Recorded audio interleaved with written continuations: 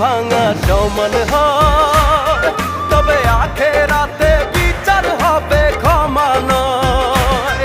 যদি মন ভাঙা আর মসজিদ ভাঙা সমান হয়,